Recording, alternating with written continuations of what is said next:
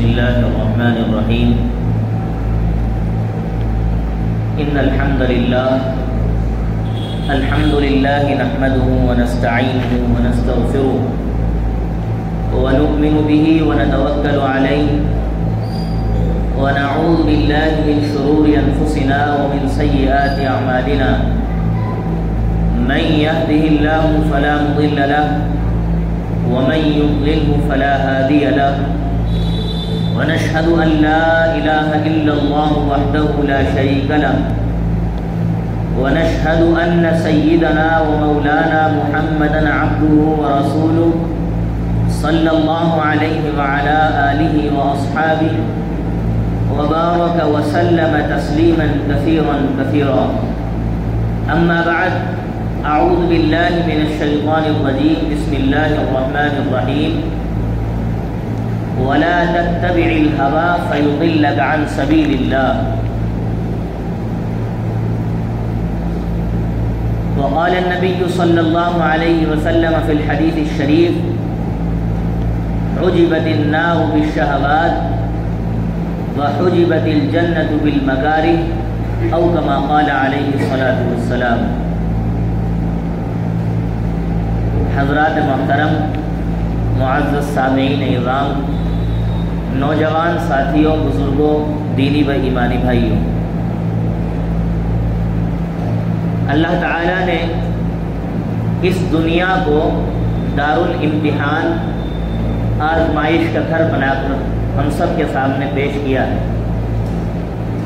اگر اللہ تعالیٰ جنت کے پرکیف مناظر اور جنت کی نعمتیں ہمارے سامنے پیش فرما دیتے اور یہ کہتے کہ دیکھو یہ جنت ہے، اور اسی کے برخلاف جو جہنم کے اندر عذابات ہیں اور جہنم کی تکالیف ہیں، مصیبتیں ہیں، اللہ تعالیٰ اس کو بھی اگر ہمارے سامنے کر دیتے اور اس کے بعد کہتے کہ یہ دو راستے ہیں، ان میں سے جس کو چاہو اختیار کر لو، تو پھر یہ ہمارے سامنے آزمائش نہ رہتی.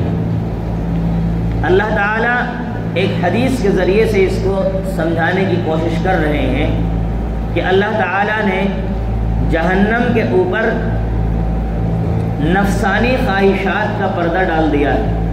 یعنی انسان کے دل میں جو خواہشات آتی ہیں، اللہ نے جہنم کو اس سے ڈھک دیا ہے. وہ خواہشات اس کو اس بات پر آمادہ کرتی ہیں کہ جہنم کی طرف لے جائیں. جو بھی انسان کے نفس میں خواہش آئے گی اور جو بھی تمنا آئے گی، اگر انسان صرف خواہش کی بنیاد پر عمل کرنے لگ جائے کہ جو بھی آ رہا ہے دل کے اندر اس پر عمل کرو، چاہے وہ حلال ہو چاہے حرام ہو، تو وہ کہاں لے جائے گا؟ پھر اس کو جہنم کے اندر. اسی طریقے سے اللہ فرماتے ہیں کہ جنت کو اللہ نے مکروہات سے، ناپسندیدہ چیزوں کے پردے میں چھپا دیا ہے. یعنی جنت میں لے جانے والے جو اعمال ہیں وہ ایسے ہیں جس پر انسان کو تکلیف ہوتی ہے، اس کو کرنے میں انسان کو مشقت ہوتی ہے. اس لیے فرمایا کہ وہ مکروہات کے پردے میں ہے. اب انسان ان مکروہات پر عمل کرے گا تو جنت میں جائے گا، اور اگر ان نفسانی خواہشات پر عمل کرے گا تو پھر جہنم کے راستے پر جائے گا. دوسری بات، یہ جو نفس ہے انسان کا، یہ لذتوں کا خوگر ہے. اس کو تو لذت چاہیے. آپ چاہے اس کو عبادتوں کی لذت دے دو، چاہے اس کو گناہوں کی لذت دے دو، یہ آپ کے ہاتھ میں ہے. انسان کا نفس لذتوں کا خوگر ہے. اس کو چاہے آپ عبادتوں کی، قرآن کی تلاوت کی، ذکر و اذکار کی، ان چیزوں کی چاہے لذت آپ دے دیجئے، چاہے آپ گناہوں کی لذت دے دیجئے، یہ تو بڑھتا چلا جاتا ہے. ہم سمجھتے ہیں کہ گناہ کے اندر سکون ہے، ہرگز نہیں. آپ یہ دیکھیے کہ مغربی جو معاشرے ہیں جن کو یورپین کنٹریز کہا جاتا ہے، وہاں پر اپنی خواہشات پوری کرنے کے لیے کسی طرح کی کوئی رکاوٹ نہیں ہے. نہ اخلاق کی رکاوٹ، نہ سماج کی رکاوٹ، نہ قانون کی رکاوٹ، نہ مذہب کی رکاوٹ. یہ 4 طرح کی رکاوٹ ہوتی ہیں جو انسان کو کسی طریقے سے رکنے پر مجبور کرتی ہیں. بھئی پہلی بات تو اگر اس قانون کی طرف سے منع ہے تو انسان ڈرے گا، قانون کے اعتبار سے اگر منع ہے تو انسان اس سے بچنے کی کوشش کرے گا۔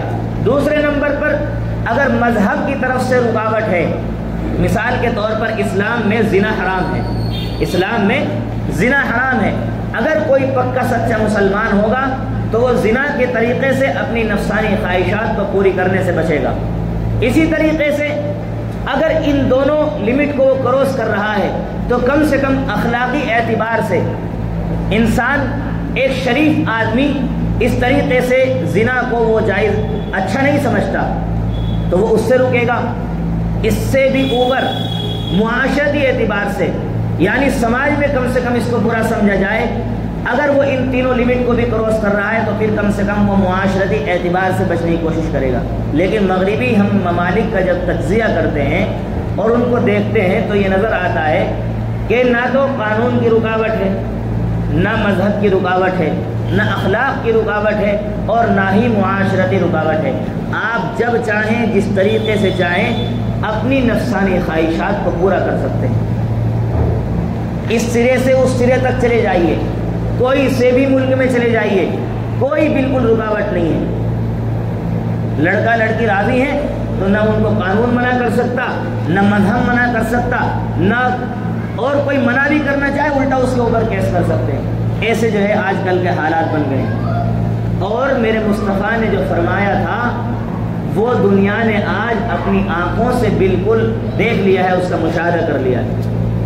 اللہ کے نبی نے فرمایا تھا ایک زمانہ ایسا بھی آئے گا قرب قیامت کہ لوگ بالکل کھلا زنا کریں گے، اور اس زمانے کا سب سے نیک آدمی وہ ہوگا جو ان دو زنا کرنے والوں کو یہ کہے گا کہ بھائی ادھر اس درخت کی اوٹ میں آ کر یہ زنا کر لو، سب کے سامنے مت کرو۔ یعنی وہ ان کو زنا سے منع نہیں کرے گا، وہ نیک آدمی ان کو زنا سے منع نہیں کرے گا، بلکہ یہ کہے گا کہ جو تم یہ حرام کام اس چوراہے پر اور سب کے سامنے انجام دے رہے ہو، اس کو تم کسی چیز کی اوٹ میں، دیوار کی اوٹ میں، یا پھر کسی طریقے سے کسی درخت کی آڑ میں آ کر کے کر لو۔ فرمایا وہ اس زمانے کا سب سے نیک آدمی ہوگا، اور تقریباً وہ زمانہ آج آ چکا ہے، تقریباً وہ زمانہ آج آ چکا ہے، بالکل کوئی شرم و حیا نہیں ہے۔ لیکن میں نے یہ مثال کیوں پیش کی کہ تمام تر اسباب خواہشات پوری کرنے کے کھلے ہوئے ہیں، کوئی منع نہیں، کوئی رکاوٹ نہیں، نہ قانونی رکاوٹ، نہ مذہب کی رکاوٹ، نہ سماج کی رکاوٹ، نہ جو ہے اخلاق کی رکاوٹ۔ لیکن اس کے باوجود بھی امریکہ اور یورپین جو کنٹریز ہیں ان کے اندر زنا بالجبر کی کثرت کیوں ہے؟ زنا بالجبر کہتے ہیں ریپ کو، یعنی زبردستی کسی کے ساتھ زنا کرنے کو۔ اس تمام اسباب کے باوجود، جبکہ تمام تر ہمیں آسانیاں ملی ہوئی ہیں اپنی نفسانی خواہشات پوری کرنے کی، اس کے باوجود بھی زنا بالجبر کی کثرت کیوں ہے؟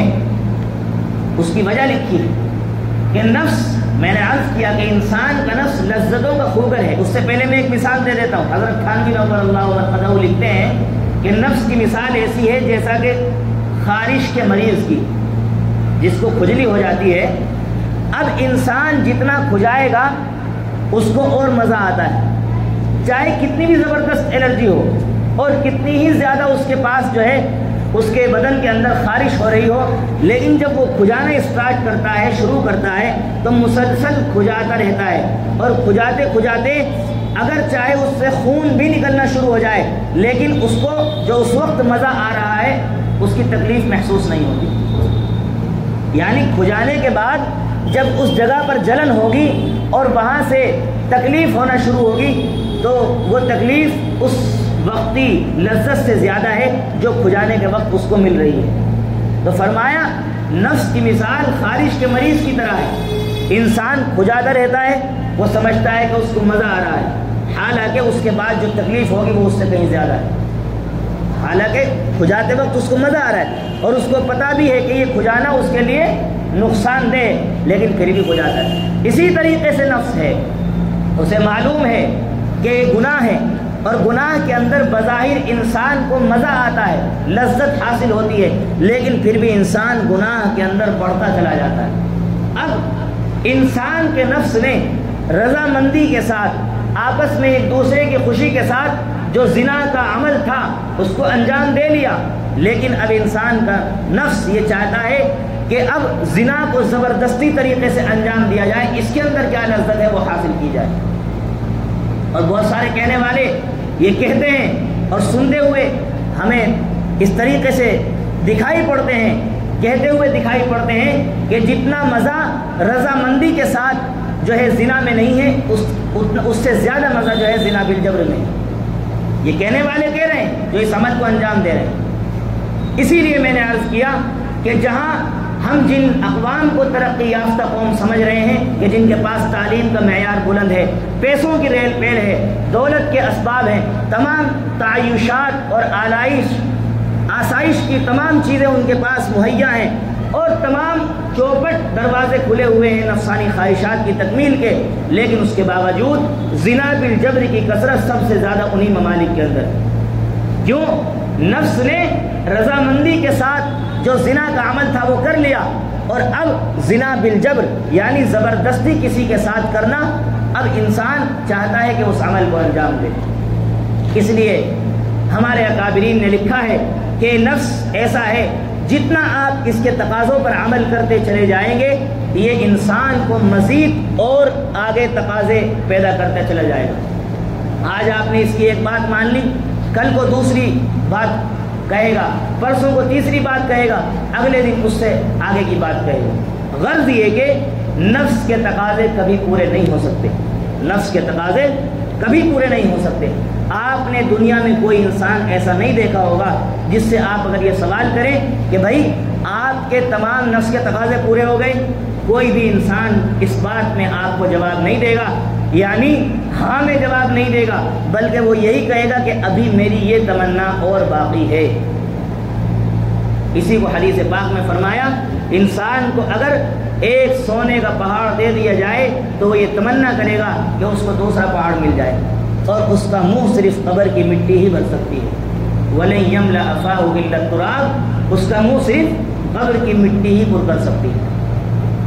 اور دوسری بات، یہ نفس یہ کمزور پر شیر ہے، جو اس کے سامنے کمزور پڑ جاتا ہے یہ اسی پر اپنا دباؤ دکھاتا ہے، اور جو اس کے سامنے ڈٹ جائے اس کے سامنے اس کی کوئی حیثیت نہیں ہے، اس کے سامنے اس کی کوئی حیثیت نہیں۔ مثال کے طور پر انسان کے دل میں یہ بات آئی کہ آج میں فلاں گناہ کا کام کروں، اور آپ نے اس کے تقاضے پر عمل کر کے اس کو کر لیا، اب یہ مسلسل آپ کو گناہ کی دعوت دیتا چلا جائے گا، اور ایک مرتبہ آپ اس کے سامنے ڈٹ جائیں سختی کے ساتھ، دل میں ارادہ آ رہا ہے کہ میں فلاں کی غیبت کروں، تو آپ اپنے ذہن کے اندر یہ تصور کریں کہ مجھے غیبت نہیں کرنی، اور اس پر ڈٹ جائیں تو آپ مزید آپ کا جو نفس ہے وہ کمزور پڑتا چلا جائے گا۔ علامہ بوصیری رحمۃ اللہ علیہ ایک بڑے بزرگ گزرے ہیں، انہوں نے ایک قصیدہ لکھا ہے جو بڑا مشہور ہے، لوگ اس کو نام سے تو نہیں جانتے ہیں لیکن اس کے اشعار تقریباً سب جانتے ہیں۔ جو شعر ہے عربی زبان میں آپ سنتے بھی ہوں گے، مولاي صلی وسلم دائما ابدا علی حبیبک خیر الخلق کلہم، اس طرح کے جو اشعار ہیں یہ پوری نظم ہے اللہ کے نبی کی شان میں۔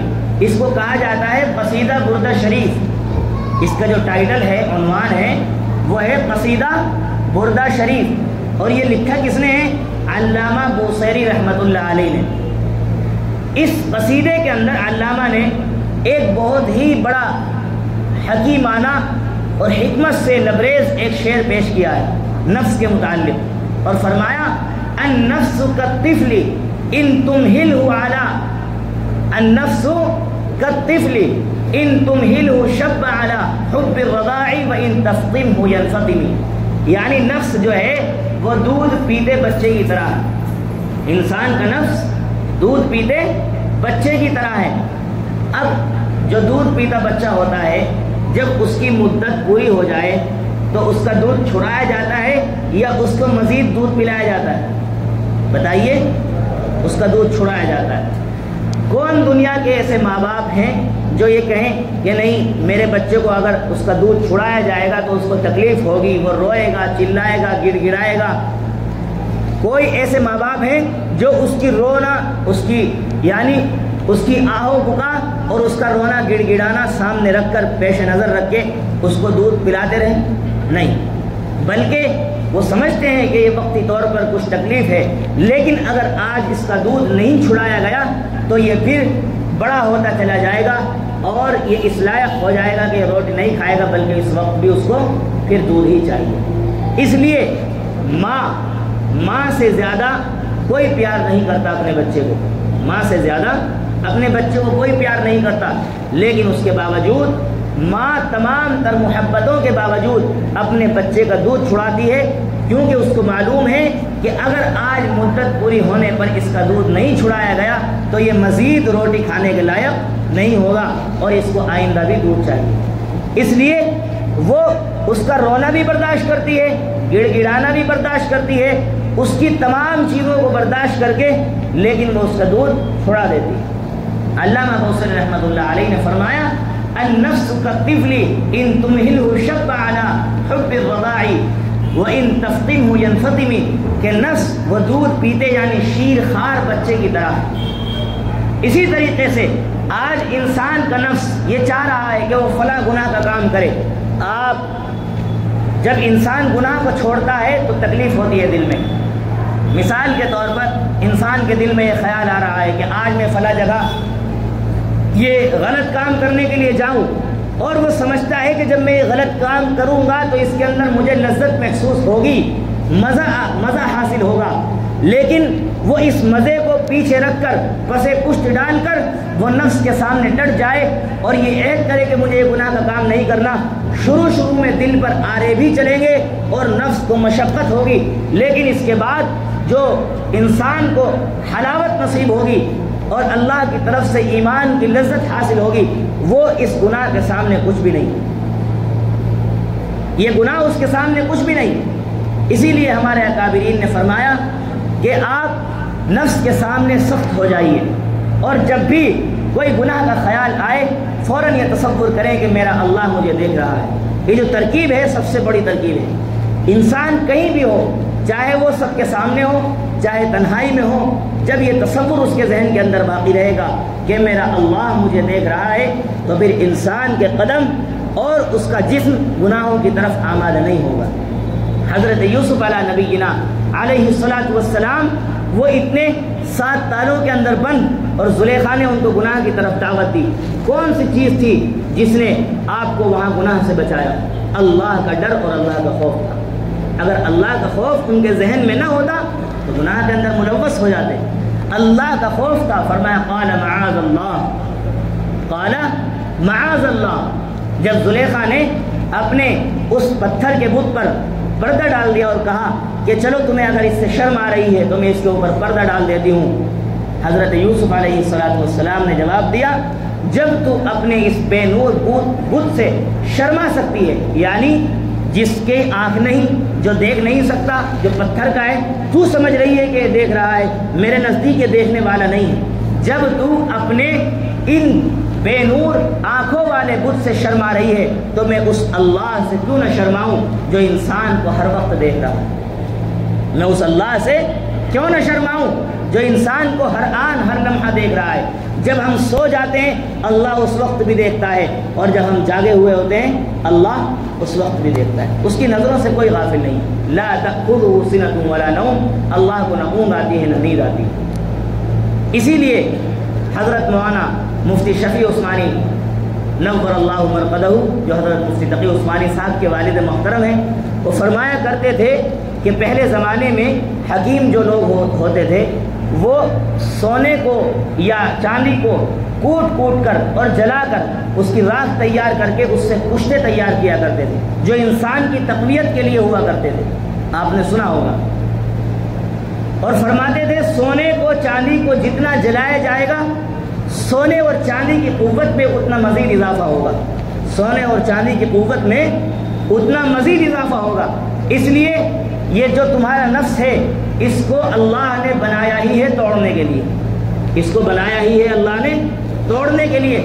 اس پر تم مسلسل آرے چلاتے رہو اور ہتھوڑے سے اسے پیٹتے رہو، یعنی جو عبادات کے ہتھوڑے ہیں اور ذکر و اذکار اور قرآن کی تلاوتوں کے اور نماز کے جو ہتھوڑے ہیں وہ اس پر مار مار کر اس کو کچل دو.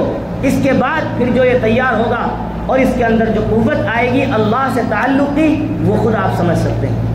جس طریقے سے سونے کو اور چاندی کو راکھ کر کے اور اس کو کوٹ پیٹ کر کے جب اس کا پشتہ تیار کیا جاتا ہے، پھر انسان اگر ذرا سی مقدار میں اس کو کھائے تو ایک بلا کی قوت انسان کے جسم کے اندر آ جاتی ہے. فرمایا جب آپ اپنے نفس پر مسلسل جو ہے عبادات کے ہتھوڑے مار کر اور عبادات کے آرے چلا کر اس کو کوٹ پیٹ کر آپ اس کو بالکل زیر کر دیں گے، پھر انسان کے نفس میں ایسی طاقت اللہ سے تعلق کی آ جائے گی کہ پھر اللہ سے تعلق بہت آسان ہو جائے گا. علامہ اقبال رحمۃ اللہ علیہ نے اسی کو کہا تھا، تو بچا بچا کے نہ رکھ اسے کہ یہ آئینہ ہے وہ آئینہ، تو بچا بچا کے نہ رکھ اسے کہ یہ آئینہ ہے وہ آئینہ، کہ شکستہ ہو تو عزیز تر ہے نگاہ آئینہ ساز میں.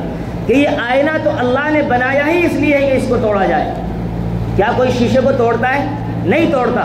شیشہ دیکھنے کے لیے ہوتا ہے، لیکن فرمایا علامہ اقبال رحمۃ اللہ علیہ نے کہ یہ آئینہ ہے ہی ٹوٹنے کے لیے، یہ آئینہ ہے ہی ٹوٹنے کے لیے.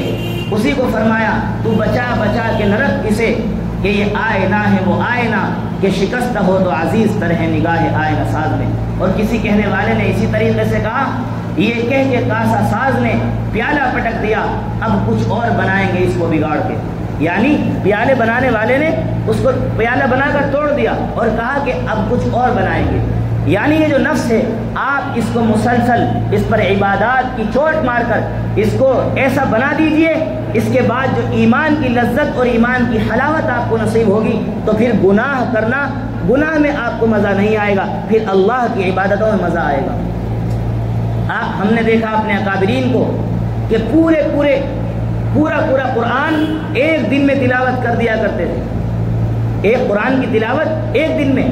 تو کس چیز نے ان کو اس چیز پر آمادہ کیا کہ وہ پورے قرآن کو ایک دن میں پڑھ رہے ہیں؟